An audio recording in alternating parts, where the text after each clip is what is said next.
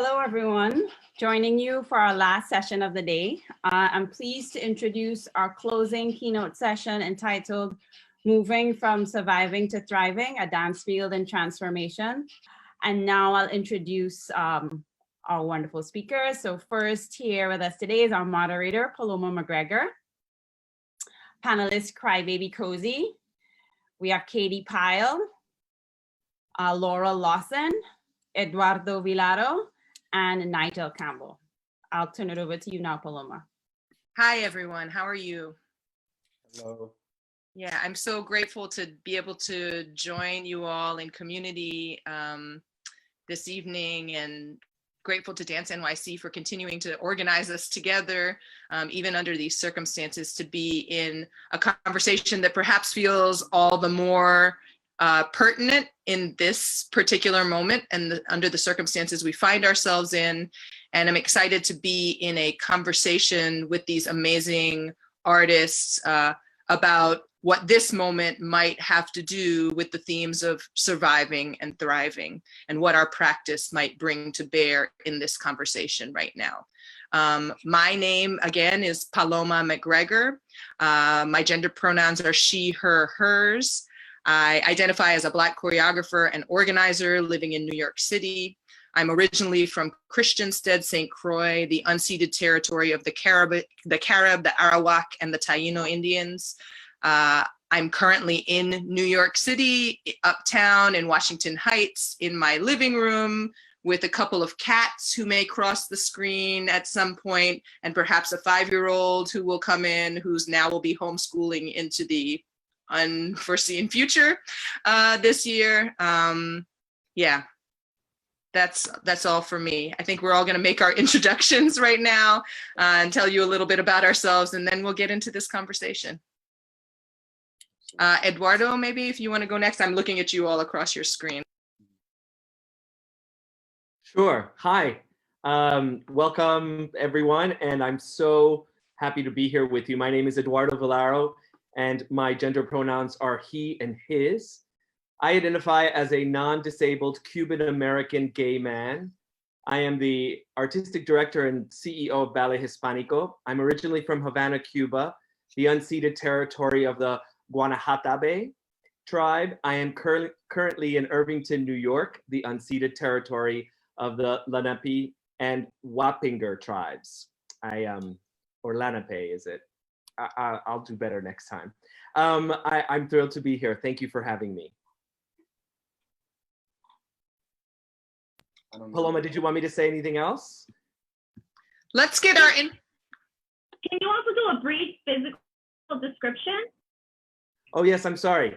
I am very much a Latino man. I am wearing a black shirt with pinstripes, and I'm in a room with a gray background and perhaps some art.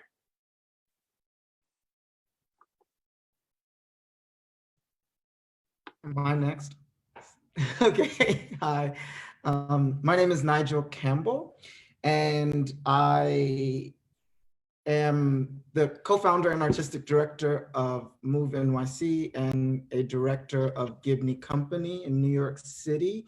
My pronouns are he, him, his, and I identify as a gay, non-disabled Black man. I am from the Bronx, New York, and I currently live in Harlem. I am in my apartment in a black chair, and I have my bookcase behind me. I'm in a kind of salmon-colored button-down shirt, and I'm a medium-sized Black man. Yes, I already said I was Black. Black again.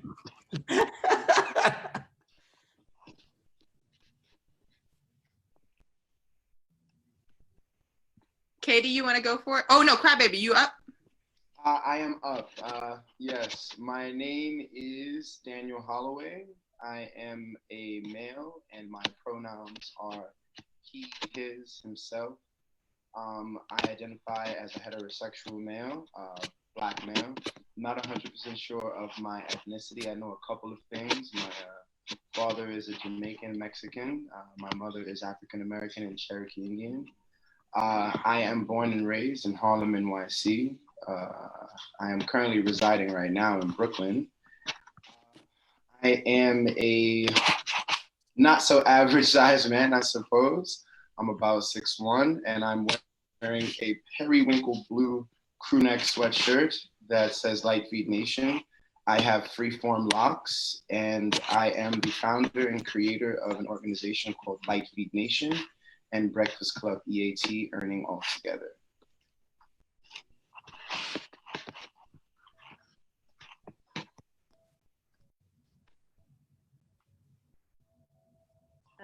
I'm Katy Pyle.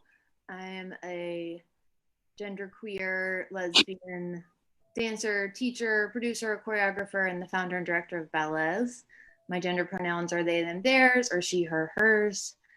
I have lived in New York City, the unceded territory of the Lenape-Hoking people, for 18 years, and I am joining you from the center of Brooklyn with my cats in my living room, and I'm very glad to see you. I am a white, non-binary, queer 39-year-old, and I like to think that my hair is sort of Andy Warhol style, and I'm wearing a blue denim jumpsuit, and I've got some of my wife's family's art behind me.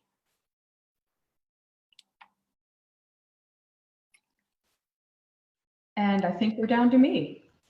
My name is Laurel Lawson. My pronouns are she, hers. I am a woman with pale skin and short brown hair, currently wearing a button-up green, dark green shirt, and sitting in front of white wall and white dry erase boards. I identify as a queer, disabled choreographer and dancer, born, living, and working in the traditional home of the Jeslagi and the traditional meeting grounds of the Muskogee Creek and the Cherokee Eastern and Southern bands. Nice job, everyone. I wasn't so great on the physical description. I have a painting of St. John, my favorite of the US Virgin Islands, although don't tell anybody in St. Croix I said that, but now I said it online, behind me in watercolors that my preschool teacher painted. You know, surviving and thriving was a topic that was chosen, as we said before we knew we would find ourselves in this current moment in which surviving and thriving is quite present for maybe more people than before, or for more people are contending with those notions in a sort of day-to-day, minute-to-minute way. And I feel like I'd love us to talk more about surviving, the first part of it, which I think is something that folks are contending with in different ways right now, and have been for some time, but that there's more consideration of what it might mean to survive in this moment across a wide swath of folks. And I'm curious if we could talk about, and you can talk about whatever part of this feels maybe most present for you, but if we could talk about survival, what it means to us, the ability to survive, and why it might be worth talking about a bit right now. You know, how are folks you know, or you surviving? Maybe how have ancestral practices of survival allowed us to be here in this conversation with one another? And even how might we present or future these survival practices right now? I feel like I wanna, Eduardo, you can tell me if I'm being cheeky right now, but I feel like within our group, you're the elder in our group, and I would be curious if you could talk a bit about that, just because running a company is a particular exercise in survival and thriving, and if you might be able to kick us off in this conversation, and then I'm happy for it to unfold from there. Sure, I'm happy to do so as the old man. And I say that with love. I say that with love. So thank you for that. You know, when you post this question, it's very interesting. in particular, I've been listening to some of the other participants, and it's been something that stuck to me. I think it was TL that said, you know, we've been living, a lot of us, most of us have been living in this pandemic form for quite some time. Our ancestors have also been living in this pandemic form. So for us, survival is something that is ingrained so deeply, and something we feel, and we have, of course, developed mechanisms for them.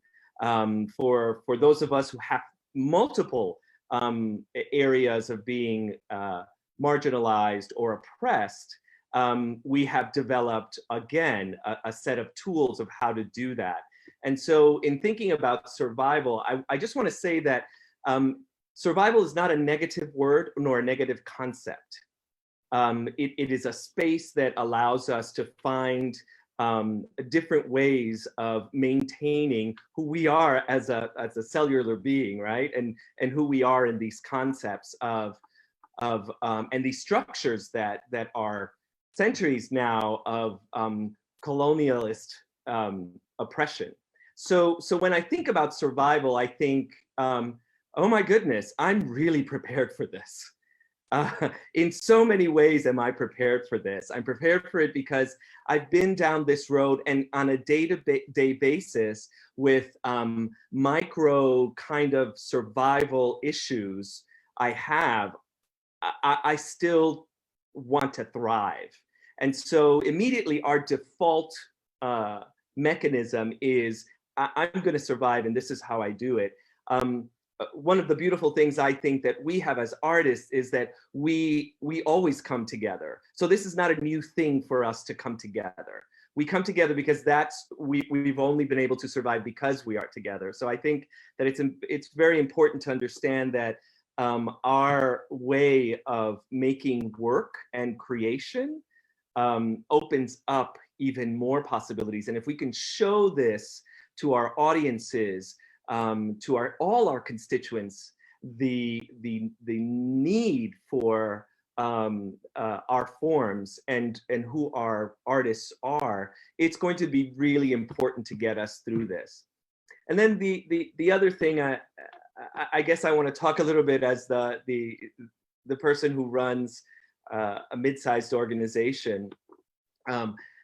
Everything that's been said, or the previous group that spoke, it was so brilliant because they gave us such really good, from the micro to the macro level of how to really look at the needs right now. And it's been something that has really helped me, everything they said, in preparing and developing ways of surviving during this time. And the thing that comes out the most for me, or the point that I want to say, is that we continue to survive because we continue to create. And so although we're at home, we're social distancing, we are still sharing, we are still coming together, we are still teaching class, we're still connecting, we're still being able to have that language that can only be attained by this form that we work in. Great, thank you. Others want to jump in? Oh, sorry.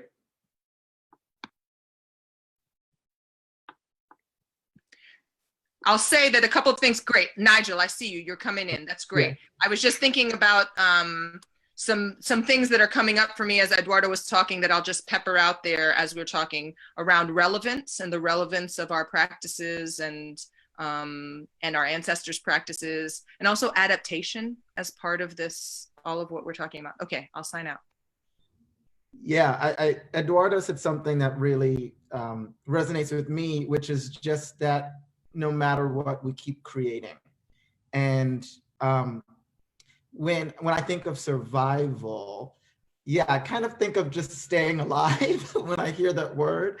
And for a lot of us right now, that can be like a number one priority. I think everything has shifted in my mind around what is essential, and things that even a week ago I thought were very essential to my life now aren't.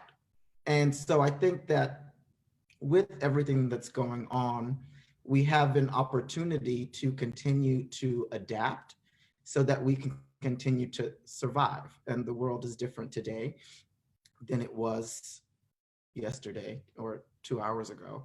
It's moving so fast. So I think that as long as we continue to come together in community, which we are doing, and as long as we continue to create, we will survive. I think of like just putting one foot in front of the other over and over again. And we might not know where we're going, but I think the first step for me for survival is just like waking up every day and taking another step forward, in whatever way that might mean. Some days that's me sitting here in my apartment quarantine doing absolutely nothing, and allowing myself the space to process everything that I'm thinking and everything that's happening. And that kind of standing still is also a step forward for me. But I agree with Eduardo as well that I want to operate in a space of thriving. And I think with being adaptable and being creative, we can thrive in any situation that we're in. Yeah, I think this is bringing up a number of things for me. First, I think perhaps clarifying that regardless, obviously this was really different when some of us were asked to be part of this conversation about, a month or 6 weeks ago. But something that I was thinking about even then is that surviving and thriving aren't checkboxes. There's a continuum, and we move back and forth. It's not like you start at one and you move to the other. It's not something that is going to be in one place across all aspects of our lives. We have this trope of, well, you're thriving artistically, but you're only surviving physically. That is pretty toxic. But if you were to draw out these various realms of your life, I think you could make this continuum and give yourself little ranges in these different areas. And, to some extent, that's normal and that's healthy. I'm uneasy about needing to prove our worth. As a disabled artist, as a disabled dancer, I have been asked to prove my worth. I've been asked to prove that I belong for decades. And frankly, I'm over it. That is something that in order for me to thrive artistically, in order for my art to thrive and be successful, I don't need to prove anything. So yes, commercially, there's that aspect of value and valuation. And I just maintain kind of an uneasy relationship there. I think all of us as artists here are artists with community responsibility. We have duties to our community, and we have duties to our community in this time. And that's really where I've been focusing in the last week or so, in my somewhat unique place as, on the one hand, dancer and choreographer, on the other hand, technologist, organizer, leader of a company. There's a lot of threads and a lot of people and a lot of obligation that I think we all share around that. Go ahead, Katy. Thank you. Thank you for all of your thoughts. It's all giving me a lot to think about, and I appreciate hearing how people are thinking about this right now, because I think I was starting a residency on Friday, March 13th, and had engaged 8 dancers to come to the residency and perform with me or to work with me. And the number one thing in the aftershocks of realizing that's not going to happen, this other thing isn't going to happen, all of these things that we thought were kind of the ground beneath our feet are slipping away, and we don't know where we are.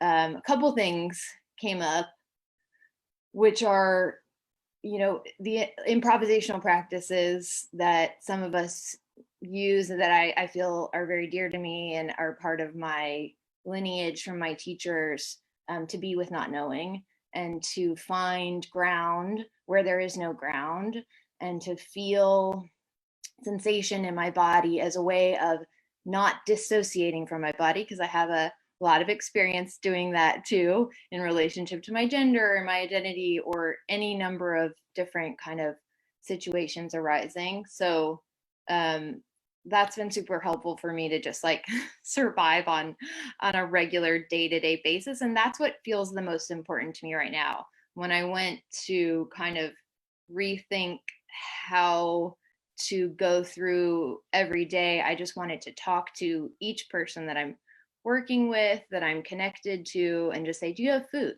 Do you have reliable access to getting more food? Do you have a safe place to be? Do you have people around you that you care about? Do you have animal friends? Like, do you have these kind of really basic critical parts available to you? And if you don't, like, what can we do to ensure and help that you get access to those things?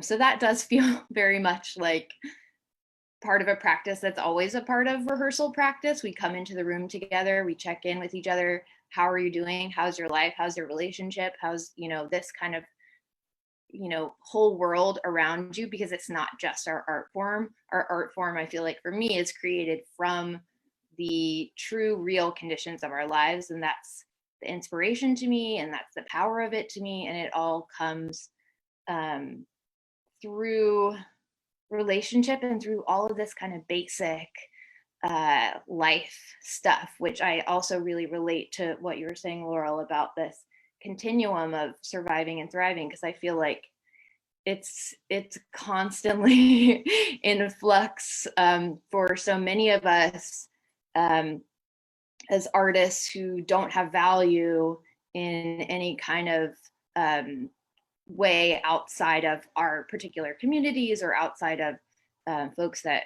really appreciate what we do. So that's always been there. And I think it's gonna be something that we continue to learn about and learn how to be better at. That's what I'm focused on right now, is like learning how to be better to the people that I love, which is this community. So thank you for letting me be here. I guess I'm up next for that.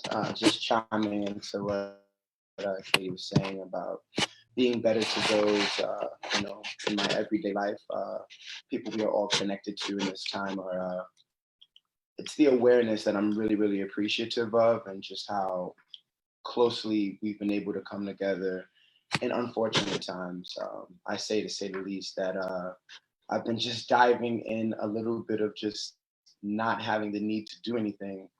It's a type of relief that is, it's a little nerve-wracking, especially when you're used to hustling daily, just promoting yourself in a field of people where acceptance is necessary, unfortunately, due to things like social media and or just being a creative, someone who wants to, make something that people will appreciate, So in a space and time where I'm not as hands-on those things, it's a little nerve-wracking, but I'm also thriving in just being really relaxed, being really calm in my thoughts, trying to dive in as much content that is informative, definitely that can amplify me in any manner. I've been doing a lot of dancing in the house, just trying to keep my my tools sharp, especially being that I just got back from Toronto teaching at a camp, being that in this crazy time, there was a camp that even took place amidst all of this madness. It was just really good to connect with some people that appreciate the information being put out. So to come home and for things to be a little bit slower and I'm a little more isolated, I am missing that energy, but nonetheless, I'm definitely pushing forward and just trying to be as creative as possible, even in the kitchen, just cooking up a storm. But staying hands-on with my art, definitely looking forward to connecting with people beyond this time, being that everyone is very much aware of what's taking place, and we're all pretty much peeking in each other's windows or backyards to see what's going on. I think that when this time has passed, should it pass soon or later, we should all remain very much in each other's windows, or like knocking on the front door, like, hey, what's up? I think we should connect regardless of this time, you know? It kind of gives me of like, we're surviving. Hey, you do something with art, so do I. Can we create together? Aspect of it. I don't know if you guys can hear me. Make sure my microphone is not altered. Am I good? But I love the fact that we're all kind of like just really paying attention to each other. I think that's a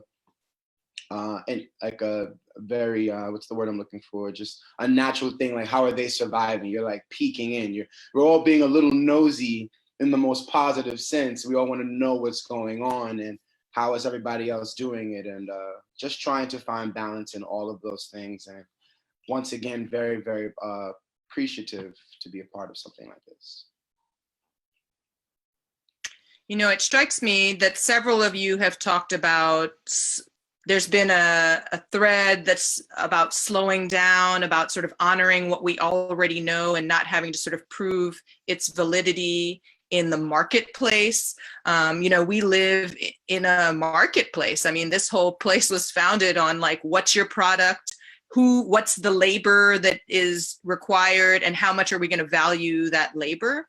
And for those of us whose product is our body, we inhabit our product and carry it around with us all the time. And the work that we do calls on building communities of people who are also inhabitors of the product of our art making.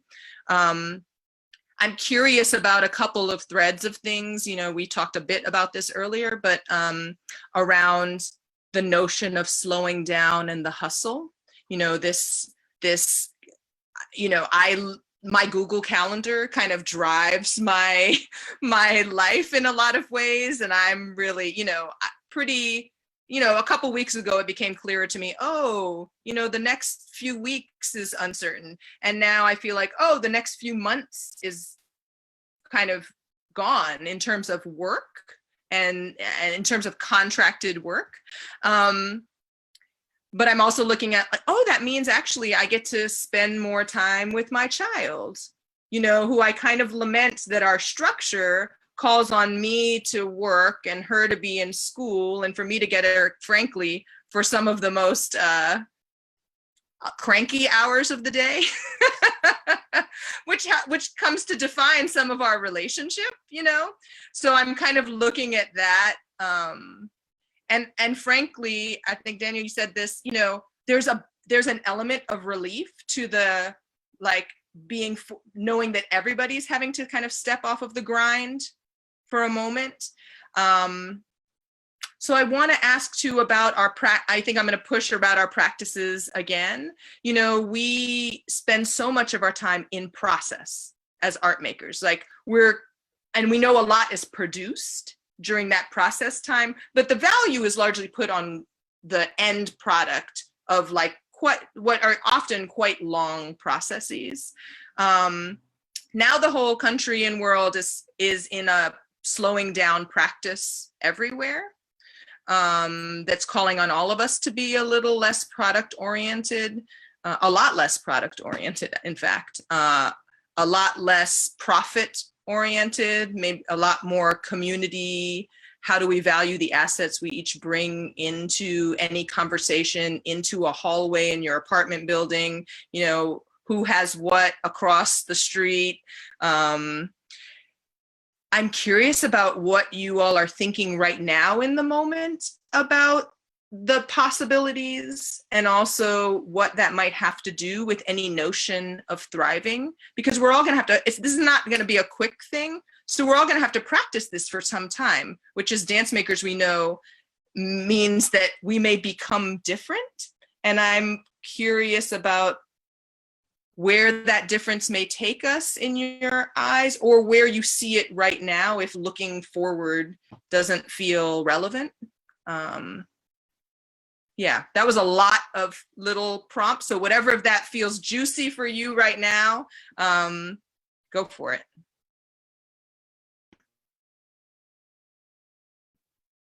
I guess I'll just chime back in because I was the last one who spoke. Just like I said, being in a particular field where just being that I'm one of the founders of a hip hop freestyle called Litefeet, it is something that is constantly evolving daily. And our culture more or less is something that is now existing in dance studios, but the community daily is outside. They're more or less possibly on the trains, they're performing places, and or trying to conduct some type of session and or class. So in this space now, being that these places are not open or just not allowing anything to happen, people are definitely looking on to doing these online classes and or just trying to be as creative as possible with putting out as much content, you know. So whereas I see, you know, unfortunately people can't make it to class, these online classes are really, really just dope for accessibility, because some people never really wanted to be in a classroom setting, but now that their favorite teachers are more accessible in a more private manner, I think it will develop or prompt people to step out a little bit more, or at least say they got this information because they took a private class. And just seeing people create and put out content, I think is what I like the most, is people that I haven't seen in some time, or definitely looking to make a stand and show that they are still here, they are still holding it down and or still creating.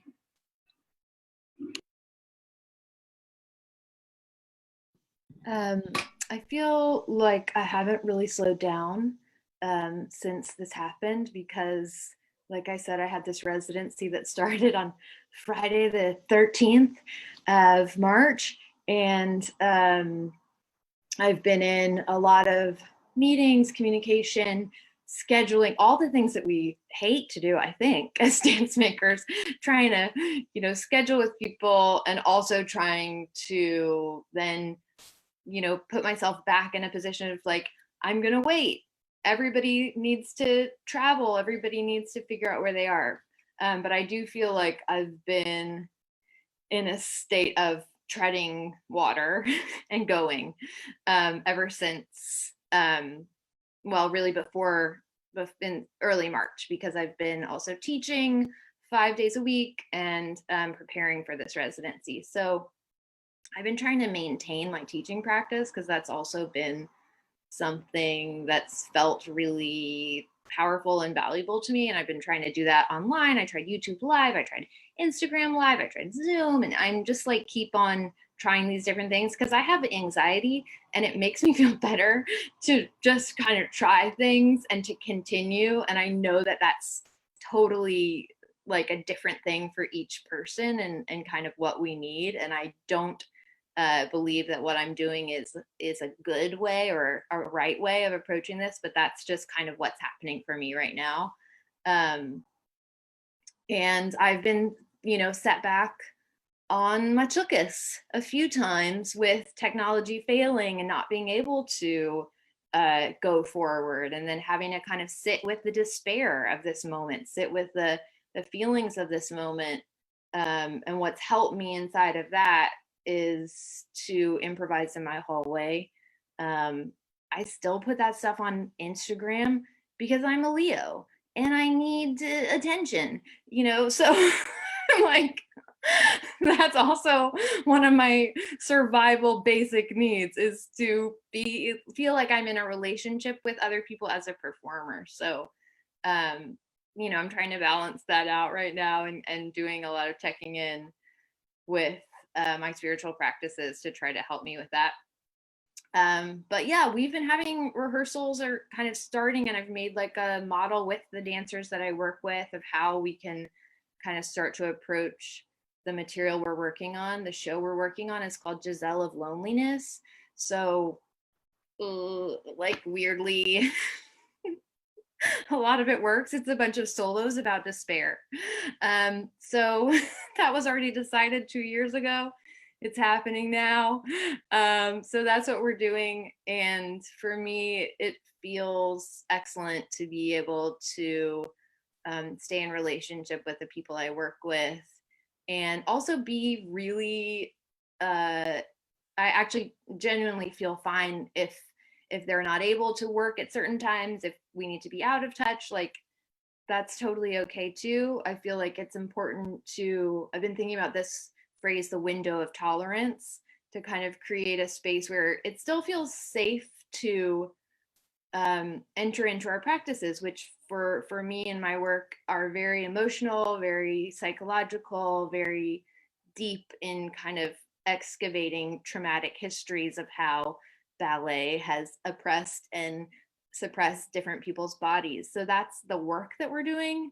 And just being really aware that we can only do that process when we feel safe enough to do that. And so, you know, letting people make that decision for themselves in terms of how they're working on things. So we have a very sort of fluid structure of how dancers in this project, my collaborators, are working when they want to on their time, but also checking in with each other just as a way of feeling like somebody cares about what you're doing. And also because I do really care about what everybody's doing, and I want to know where they are, and I want to be adaptable in this moment to whatever is coming up, in the same way that improvisational practice can be adaptable. And yes, and I am paying dancers for all of the rehearsal time, including the administrative time that they spend emailing me back about their schedule, because they don't want to do it either. I don't want them to have to do it, but I am paying them an hourly rate for all of the whole spectrum of work that's happening right now, because we are working. We're just working in a new way. We're working in a new way. I love that. I think everything is an opportunity. And I think this is an opportunity for evolution in the way that we approach our process. So I can say for myself, the way I approach my process, we're so often running against the clock, and it's a physical practice, and I consider myself very hands-on. So as an educator, even when we're in the studio, when you're trying to train bodies, it's hyper physical. Obviously, it's dance, right? And so what I'm seeing now with dancers that I train, or dancers that I teach at SUNY Purchase, or the dancers in the company, in Gibney company, is a shift in the process where we're creating time for talking, more dialogue. Maybe watch this dance piece. Let's have a discussion about it. Checking in about how you're feeling today. All things that we probably do on some level all the time, but that this is now a part of the class structure for me. You're gonna find the physical thing on your own. You're gonna find a class to take in your living room. You're gonna improvise somewhere. You're gonna have a physical practice outside or something to stay in shape. And then really a lot of what we're gonna be doing for the next, who knows how long for me, is having conversations and seeing where people are at and connecting with them in a different way. And I'm really interested to see how this kind of autonomy in physical practice, where I'm choosing now, really, and I have a lot more access actually to people and teachers and dancers that I maybe didn't have access to before. People who teach at elite institutions that most people will never really interact with can now take free classes. Gaga's there for everyone in the world, you know? So now I get to decide my physical practice, and then my interactions with others and the way we're coming together aren't so hyper-focused on making sure that the step is perfect or that you're doing everything correctly, but more interpersonal practice of checking in how we're all feeling and doing. And I'm hoping that when we are on the other side of this, that I can remember that and implement those practices more into my process as a creator and an educator and a director. You all, we got a question on Facebook that I'd like to tag on to what many of you have talked about, and maybe building on what Nigel just said about checking in. I feel like we're in a moment now where across the spectrum of size, various parts of what Jawole likes to call our dance ecosystem that all needs one another, even if we may or may not acknowledge sort of our overlapping ways in which our operations feed one another. That there's, sometimes it can feel quite hierarchical, but in fact, there's a great need for individual dance makers to support larger institutions by creating all of the process and content that larger institutions might present. I mean, all of us need one another. And we're in a moment where that one-to-one check-in, that kind of intimate check-in, is also happening in various sectors of the field. You know, funders are checking in about how folks are doing. Larger institutions are checking in about how smaller institutions are doing. And the question was asking, you know, how larger dance arts organizations can help artists and smaller companies right now, knowing that they probably feel, this is the language from the question, knowing that they probably feel frightened and at risk too. And I would maybe shift the question a bit to give us some agency within this equation too. I think everyone is struggling a bit. Larger organizations, smaller institutions, individual dance makers. And so I'd be curious about how you all might be seeing the arts ecosystem activating in particular ways, or ways you might hope the arts ecosystem might activate. And that doesn't necessarily mean just like large institutions give smaller people stuff, but how, you know, or it could be that as well. I just want to open it up that we could be thinking about it broader than that kind of pathway. I think there are a lot of pathways that might be possible at this moment that might even break some of that paradigm around where resources are held.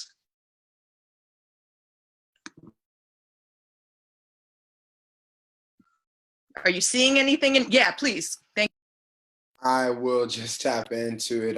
For me, like I was saying, it's the awareness, the factor that everyone's really chiming into a lot of details, things that are taking place. And for, you know, the larger dance arts organizations, for me, is the fact that they have the platform to spread the awareness. And I think it would be good for them to just dial back for a moment, or just change their view, or try to look more widespread, more broad on the bigger spectrum and things that are taking place, and to also the smaller communities that have been thriving amidst all of this as well. For me, it's really about the awareness, and how can we continue to shed light on the things that are happening in these specific areas. And I speak one from which for just specifically for Litefeet and just hip hop culture taking place in New York City. Just being able to teach in a space like Exile Professional Gym, which I believe I'm coming up on my 5th year, for a space like that to even give room for Litefeet to exist in a place like this. I believe that there are more places, more spaces that can continue to just shed light on these dance cultures that are not exactly of the everyday eye, you know, especially that have a pulse in New York City, specifically for hip hop. And I do see hip hop in a lot of these places where, not to say that there aren't people from the community or these cultures that are there, but it would be nice to see more of it on a broader spectrum, not so linear or one way. But that's just where I see it right now.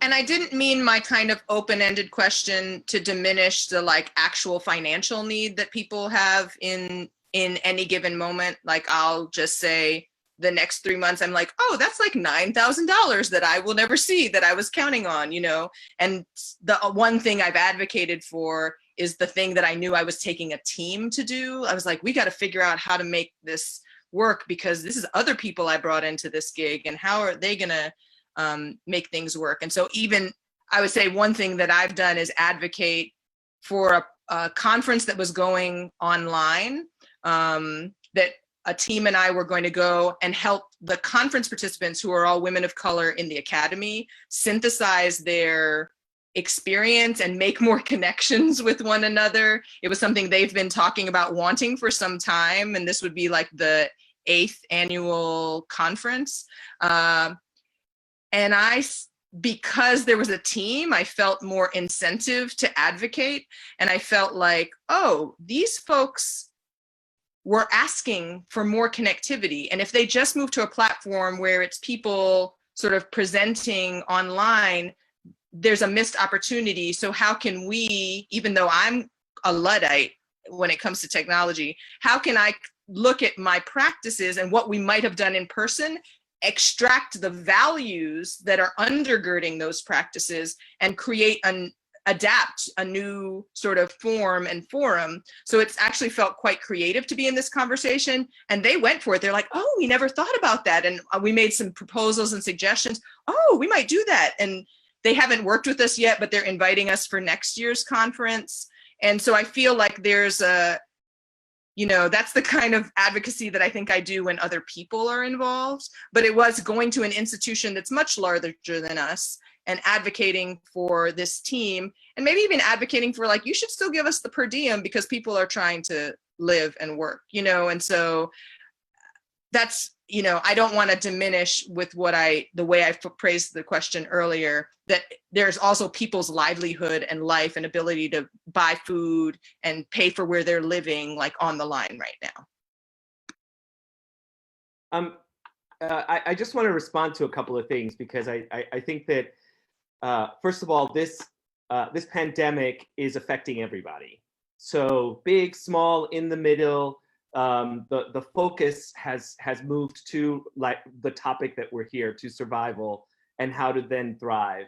And I think that it's one of the things that happens in our world, fortunate or unfortunate. There are silos that are built because there is such fear of that stems from the structure of the funding community, and who has what and who doesn't have what. I think it is a good moment to come into solidarity and work with everyone. I mean, I will not go into the specifics, but just recently I worked with another dance company because we were kind of in the same boat about something.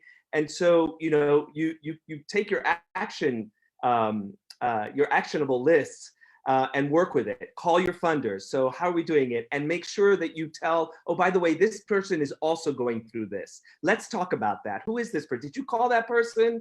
So if you start connecting the network of who we are as big or small, that's not the point. The point is that we are all in this together, and somehow or other, we can all support each other when we see a deficit.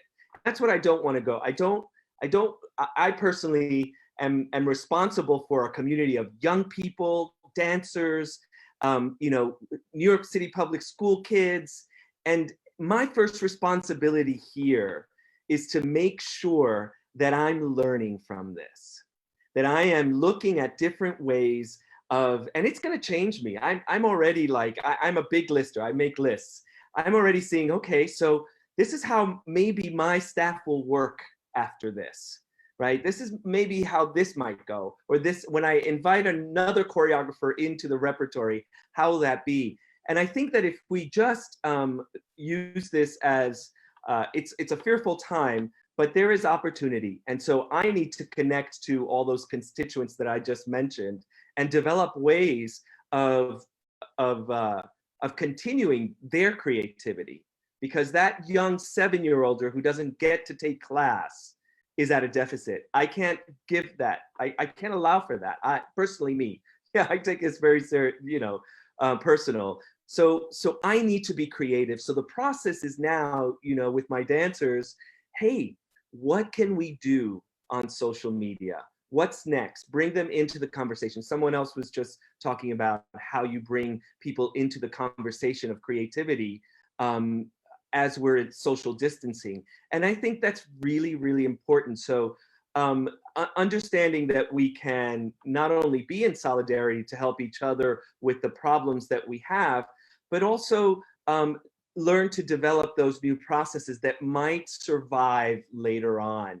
I'm really curious about how our communications, what they bring for us. I mean, if right now this is the way I can reach a young child in need, it's going to be amazing later on because it'll be a new tool. I don't have to be in a classroom. I can create a new module. So I would like us to, or myself, to continue to understand that there is a lot of possibility out there because we are changing our process. Laurel, do you want to jump in? Yeah, I guess it's visible that I'm kind of mulling over and maybe can try to synthesize some of the stuff I'm hearing from both Eduardo and Chrybaby here. For me personally, I think the direction has actually gone the opposite way. I was deep in process. My process is largely in the studio. Artistically, I thrive in collaboration. In that kind of studio environment, the work I make is extremely physical. I'm on concrete floors here. There are some challenges. Also, I left my dance wheelchair in New York because I really thought I would be coming back. I was supposed to come home for 2 days, turn around and come back, was booked solid for the rest of the year.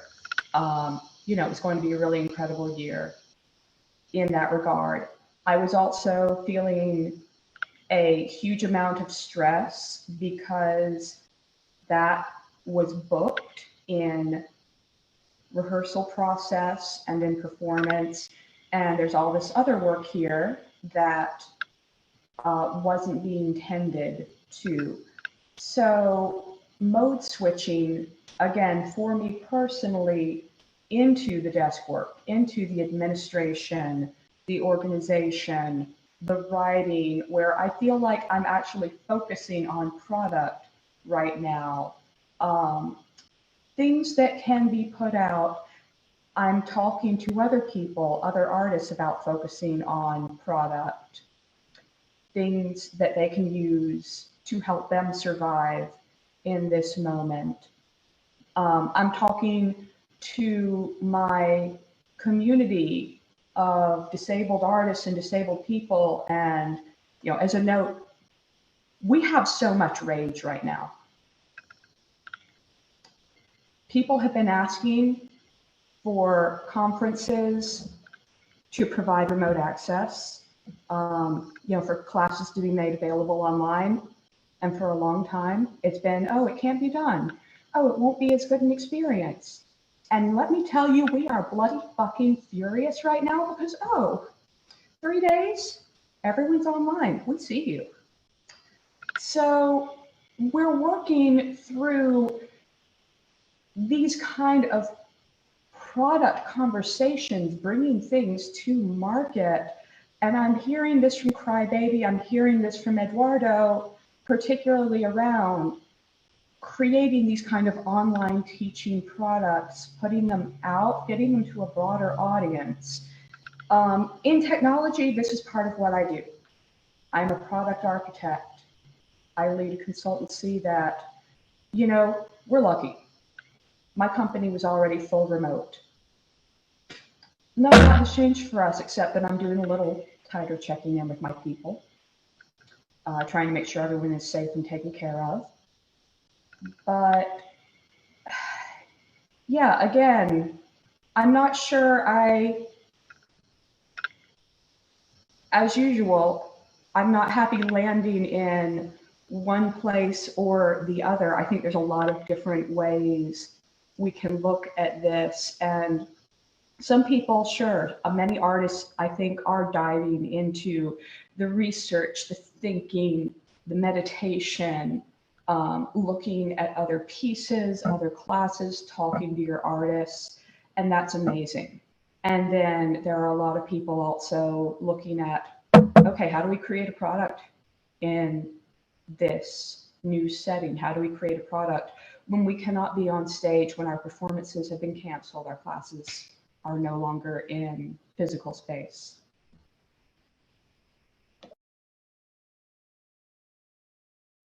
Yeah, I think it's important because we're a range of folks here, and I think that's part of why we were curated to be in this group, that we do surface like the areas in which we have different perspectives or our experience, or are frankly spokespeople or representatives for the communities we pull into the conversation with us. So we're talking about young people. I mean, we're talking about like across a spectrum. Each of us intersects with multiple communities. And so I think it's important that we keep kind of pulling from where we are to make sure that the conversation is as rich as possible. I mean, here's some specific examples around like, well, there have been now a few examples of ways in which people are dealing with this current moment. And Eduardo, I think you're even talking about like, and I think Laurel, you're also talking about like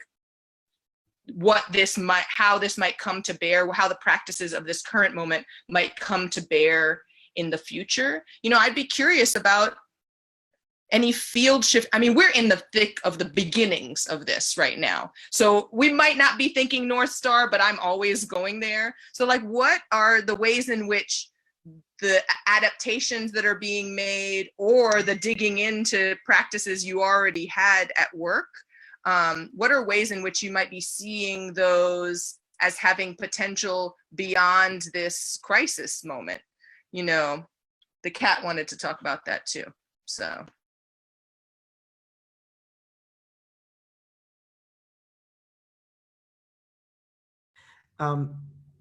I think that, well, for one, if we want to, and it's hard to think about thriving when you're in survival mode, right?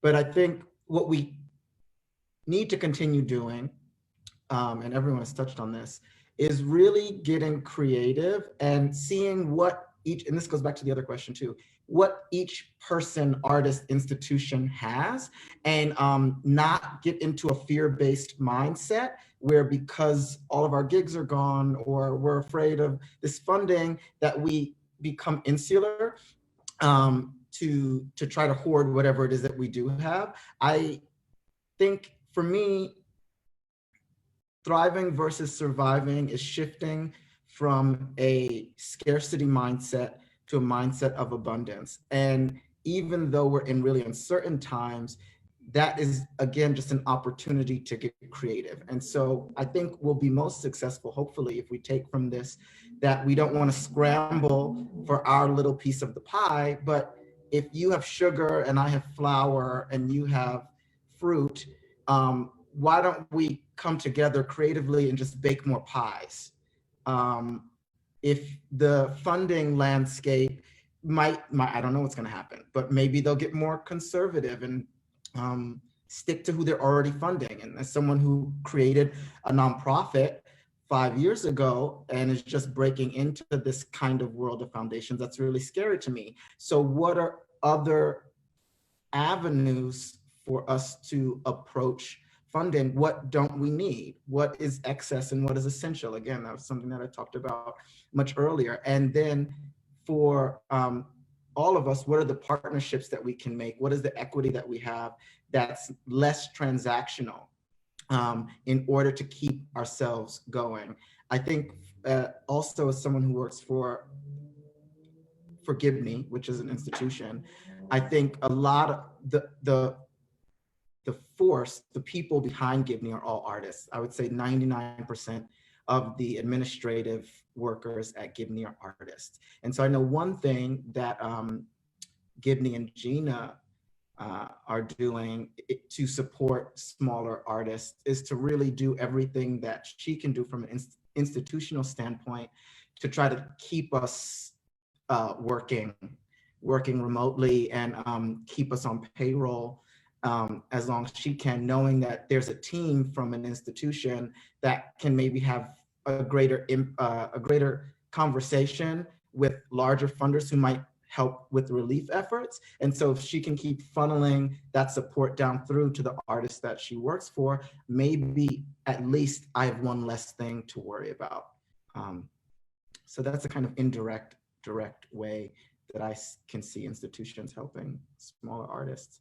And yeah, just baking more pies, getting creative, working together, pooling resources.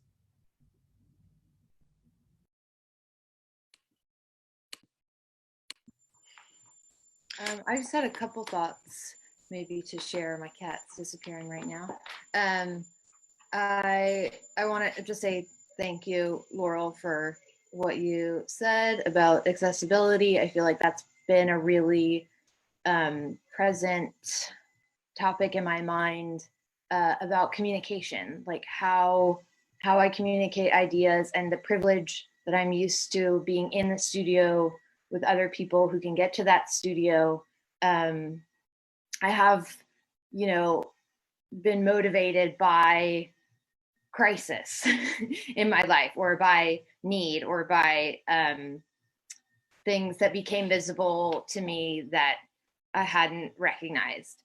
I made these like online Ballez classes a year ago, we released them about a year ago today, because there were queers all over the US and abroad who could not find any accessible LGBTQ positive space to take ballet. And you may say, why would you want to take ballet? It's a totally disgusting, colonialist, oppressive form. And I agree, that is true. It's also a form that was created by sex workers and rabble rousers and people that loved dancing and were oppressed inside of a structure that used them repeatedly, and yet they changed that structure into the form that exists and makes all of this money through these live performances that have all just been canceled. So all of these kind of like bigger institutions, I think, are going to continue to look back to us, to the people that are working in smaller scales, that have had to adapt, that have had to be light in terms of how we negotiate extremely limited resources and still turn shit into sunshine and create all this beauty. I don't think the world is going to stop wanting the beautiful expressions that each one of us were brought here, I believe, to create, and that we have an innate capacity to express and to kind of bring forth into the world.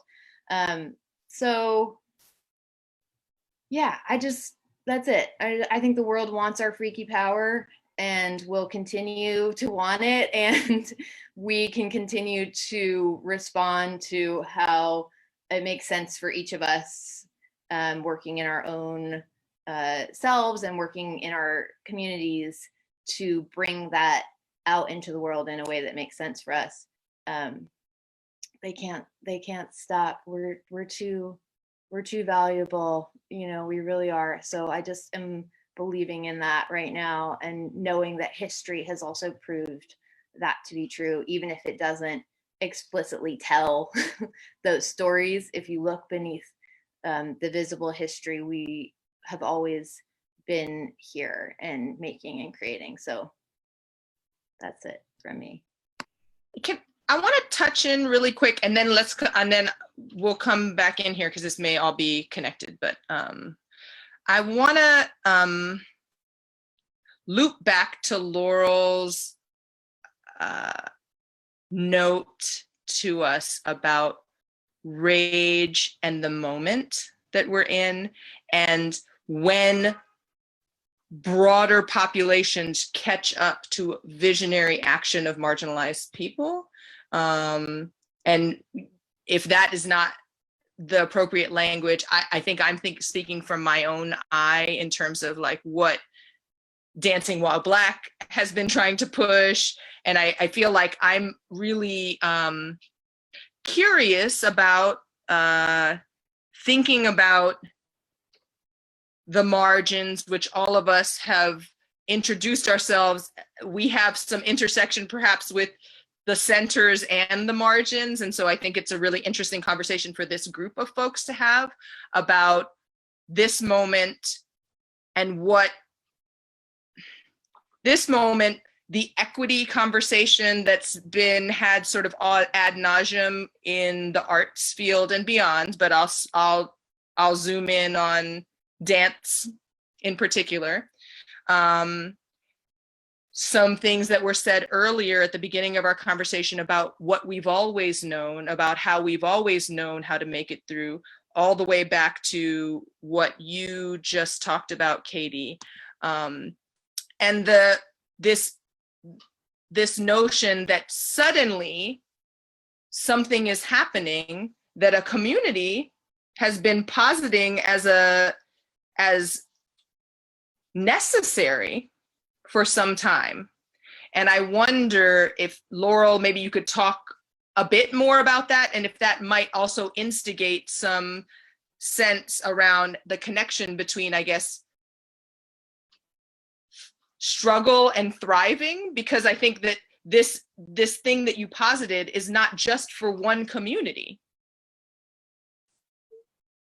That if this were a direction that folks had gone in, out of the push, out of the community that you are talking about, that perhaps we would already be here. We would already have some of the solutions we need. And so the idea that marginalized communities are already finding solutions for the future's problems out of, their own sort of knowledge and practices feels like an important thing to touch on right now in terms, as we're talking about thriving and starting to move into potential and thriving.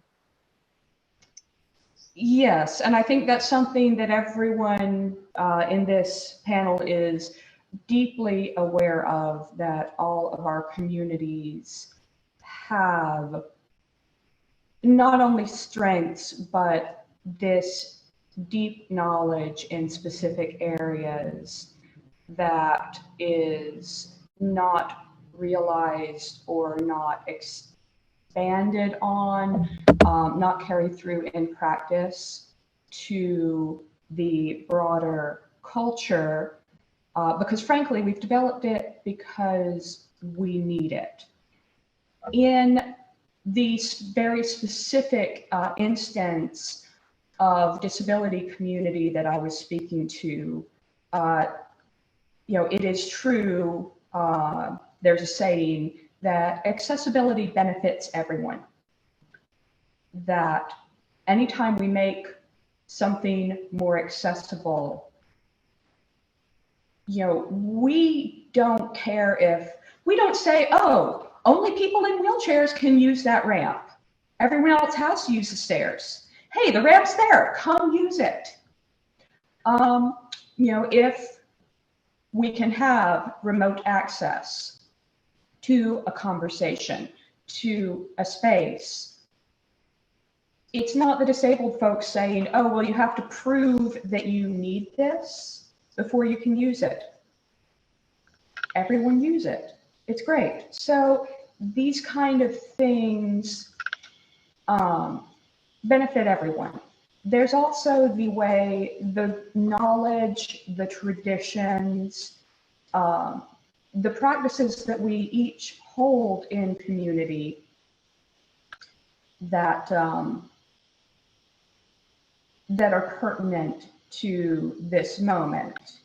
One thing I can say is that people who are disabled, people who are chronically ill, in community, we know quite a lot about needing to be home, about being in this kind of isolation. And we have developed practices, we have developed digital communities for dealing with that. What is strange and fearful and new for many people, we've got people for who this is old hat who can teach us how it's done.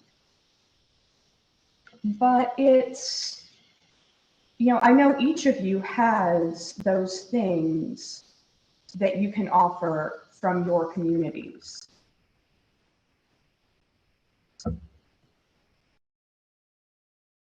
Thanks. Daniel, do you want to jump in?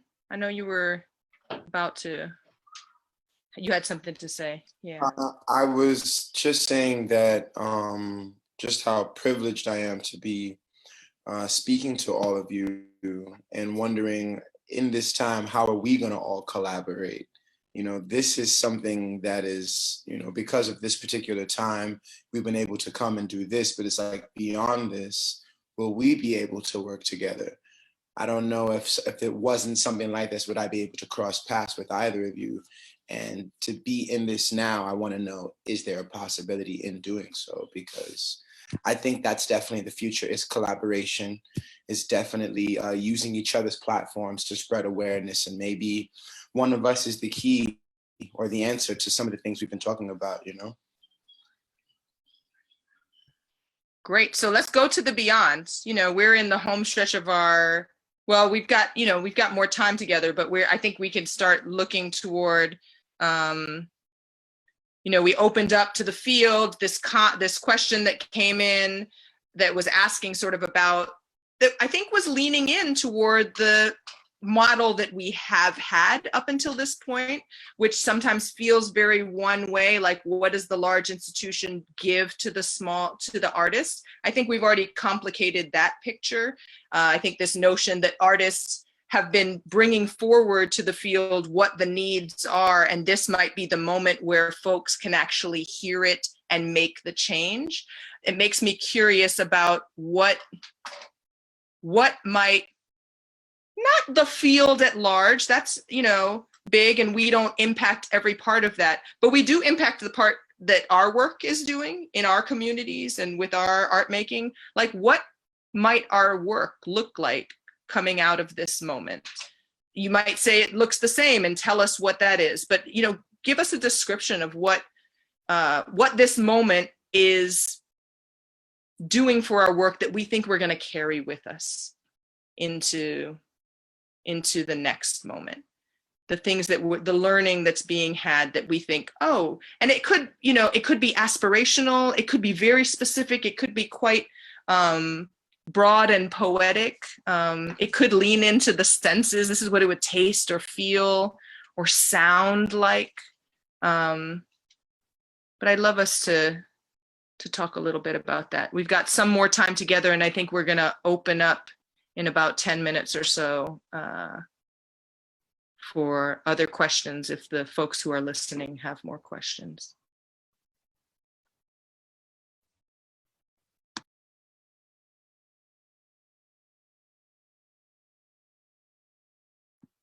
I'm gonna just say, I definitely feel excited about connecting to more dancers just with the classes that I'm doing right now, with teaching like live Ballez classes.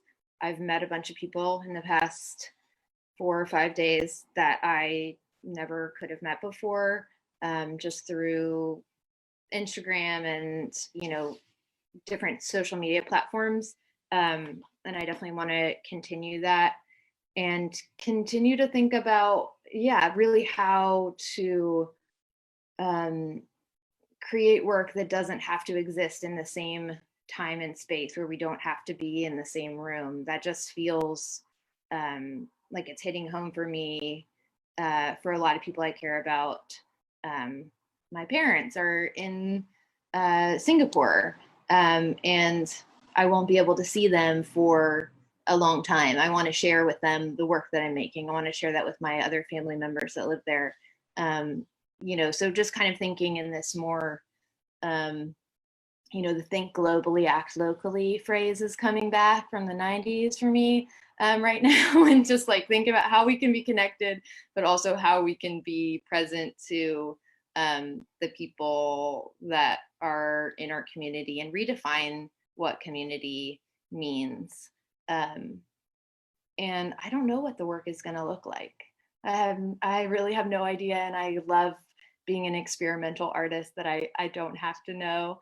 and that we get to keep kind of putting, like people have said, just kind of putting ourselves into the situation every day, and that we get to wake up, that we get to experience the feeling of our bodies. That has definitely been a lifesaver for me, to just kind of stay connected to that, stay connected to practices and see where they go. It's a mystery, which is also pretty cool.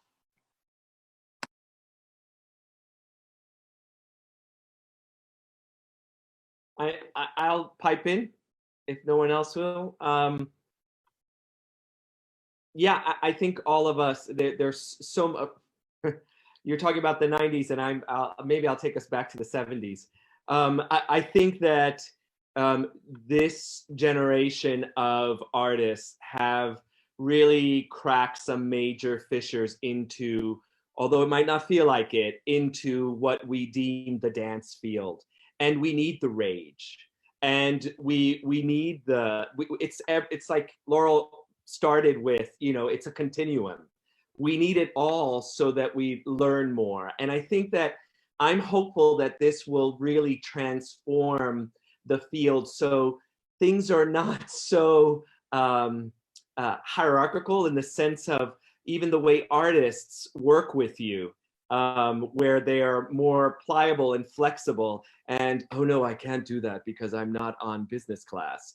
Those kinds of things that will break down because we understand the fragility of the moment of where we are, and how we take that fragility now forward in each separate place. I aspire that this changes us totally, so that those things from the 70s that I learned from my teachers from way back when, that were not supportive of indigenous and the other, really also start to break down in ways that help us create both different kinds of work, narratives, and allow us to be in an equitable playing field.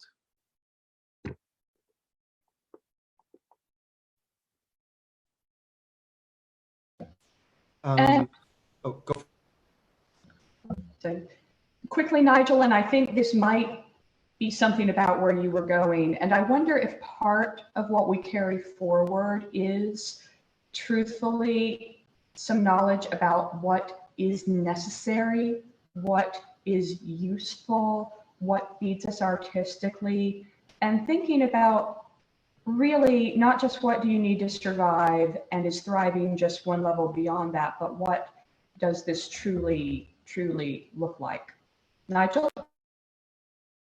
Yeah, totally. I'm with you. I think that when things, we have systems, we have ways that we've worked, like Eduardo said, forever, or what seems like forever, and not all of the things that we've been doing have been useful or helpful or relevant for the world as it is right now, but it was chugging along, so we just go with it because otherwise it's too disruptive. Well, we've been completely disrupted.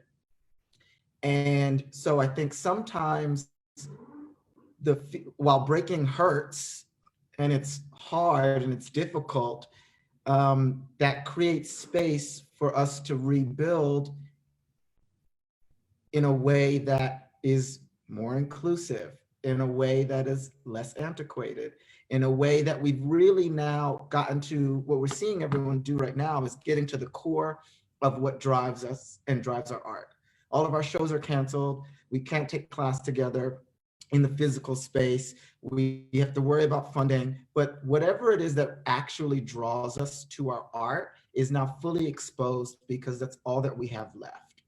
And that's helping us come together in a way that I think is really beautiful. And so maybe we needed, in some ways, a death in order to be reborn in a way that's representative of how we want to move the field forward into the future, instead of holding on for dear life to everything that we were doing in the past because it was the only thing that we knew, and we were too afraid to make a shift.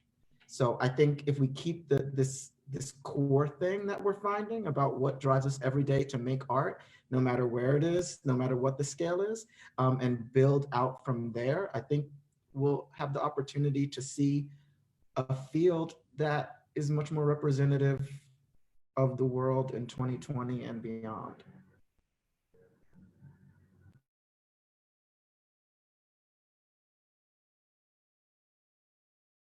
Crybaby, you got something for us? You're on mute still, brother. When that happens, if I'm in control of that, or that's always just when I speak. Just really chiming into what everybody is saying and taking it all the way to heart. Like I was saying, I'm just really appreciative to be a part of something like this. And I do hope that the future does have us all be able to meet physically at some point. You know, I would really like that, because this is just the first talks of many. But it's definitely what happens beyond here that will say what the future will look like. And for one of which, with the Litefeet Nation, we all welcome you to definitely coming to our spaces when a lot of this energy is done for. Just figure out how can we celebrate life and keep moving forward as a unit, as humans in this beautiful world we're in. I love this idea, this language around what's necessary, you know, and I do feel like there's a way in which the practices that we are all holding, like at our core, as you said, help to show us what's relevant. I do feel like having an entire globe sort of contending with processing, with survival, with thriving, with creative, with having to be adaptive and creative, feels like an invitation to the next place, even as I understand intellectually that it's going to be hard before it gets there. I don't know that I fully have internalized how hard it might be very soon. So I'll admit to that as well. And for me, I guess personally, I think making dances on an abandoned like volleyball court with my daughter, who's 5, and having space for that, and then thinking like, oh, we should do this every day, and maybe we'll video and we'll send it to Nana, and then maybe we'll just put it on the YouTube. Maybe this is what Angela's Pulse is gonna do right now. Feels like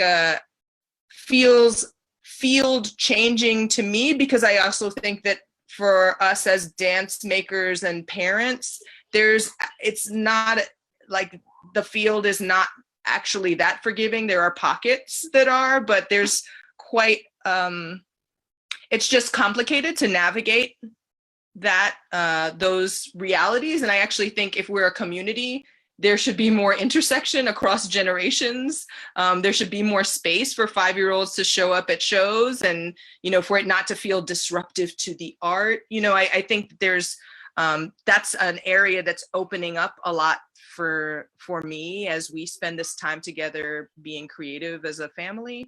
And then I think this connectivity with us on this very intimate level, and then the connectivity across, like, how do we make ourselves more relevant to one another? And how do we bring our communities, create some more bridging among the work that we do? I do feel like dance, for me, my experience has been dance is a trickle up. The folks who maybe we think of as having resources are like, we're the ones who make the change, and then there's an adaptation that happens later in terms of the resources, financial resources. But I also feel like this is a moment to like rethink what resources means in ways that a lot of communities have always done.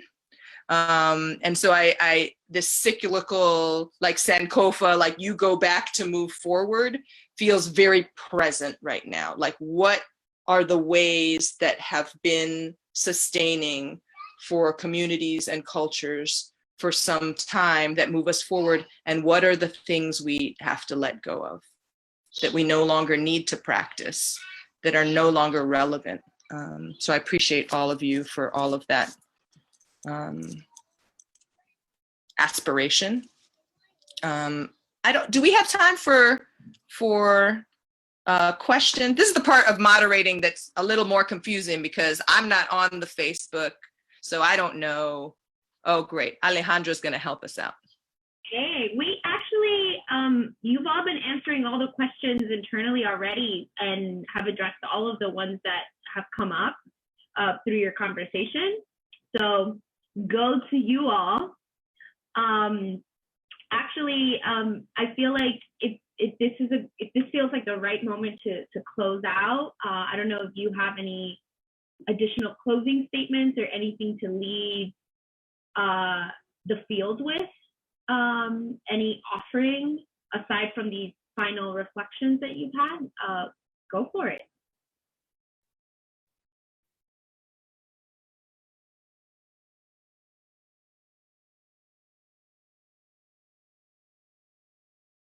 I have something. I was going through something like really traumatic a few months ago.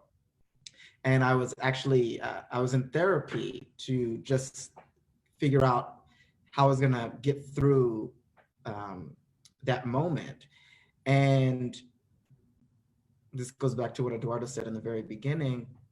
What the therapist told me, and I described to her my whole journey getting to where I am today. And she told me that every single moment of my life has prepared me to get through this situation and come out stronger on the other side. And so we don't know what it's gonna look like. We don't know the logistics of how we're gonna do it, but every single struggle that we've had has prepared us to succeed. And that is going to make us better and richer. And so just trust that we will get through this and trust that we will evolve from it. And I actually am really excited about that.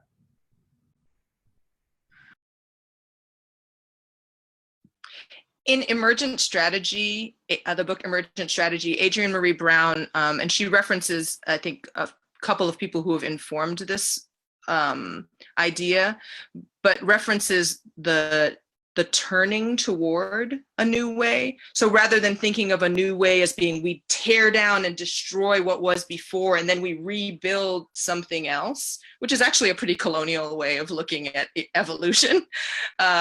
She talks about it as a turning, like, oh, sometimes you can't see what you can't see until you turn, or you can't feel the sun until you turn in that direction, or you can't hear that sound unless you're turned in that direction. Or I mean, I'm extrapolating because the senses feel very present for me right now.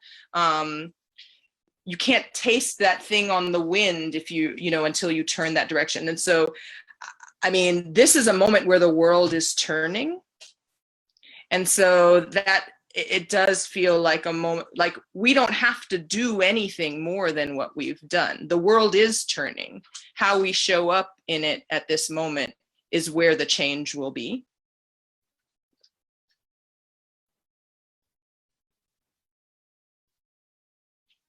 I love that.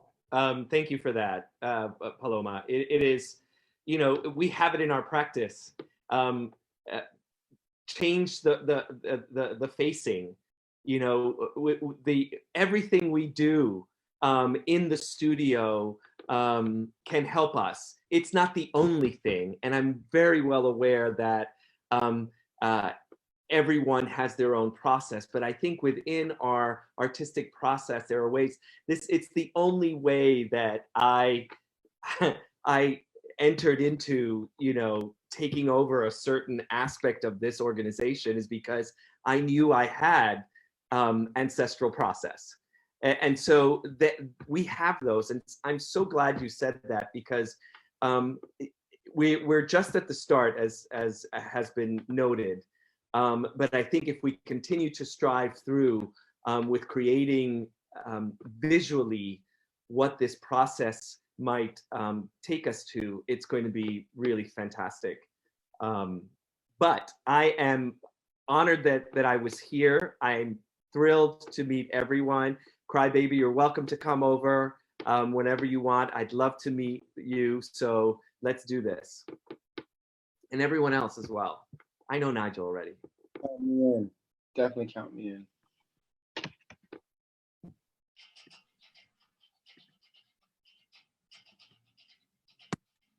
All right. And so with that, my partner in crime, Candace, and I just want to thank you. We want to thank you for being with us in this moment, to thank you for connecting in this new way. When we realized that we had to close the in-person version of the symposium, and we thought about whether it would be whether it would send an incorrect message to the community for us to put something together in the sense of, oh, you need to be productive, you have to be doing something, you have to be produce, instead of recognizing the kind of collective mourning that people have been feeling over their work canceling, or recognizing the collective anxiety and fear over a lack of paid work and income to address their financial needs. And as we talked about it, the feeling of it was, how can we just give an opportunity for us to remain connected, and do with what was in our hands. So rather than kind of reimagining or getting hyper fancy, or like scrapping everything and starting from scratch, like you were just saying, Paloma, we said, well, if we were to, in 4 sessions, articulate the heart of what was the 28 sessions that we had before. And if we were to share the why behind the what would it look like? And this is what we were able to share.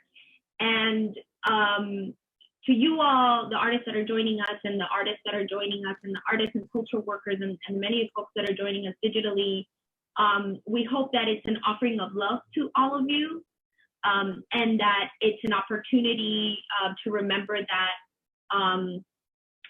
whether we have to pivot in different ways in our maybe financial relationship to our dance making work, dance is something that we will inevitably be able to return to. And that we will have even in this moment, and how that Maria Bauman, I love how she said, Bauman Morales, she always says the throughs, overs, arounds, unders of how we do things, the over, around, and through, and all of the different ways in which we pivot or we turn to respond to the moment. So I thank all of you so very much for joining us for this conversation. Thank you for taking the time to share of your stories, of your thoughts in this moment, and for being with us, and kind of, taking it as it went. We pivoted collectively as a family, and I really appreciate that. So we just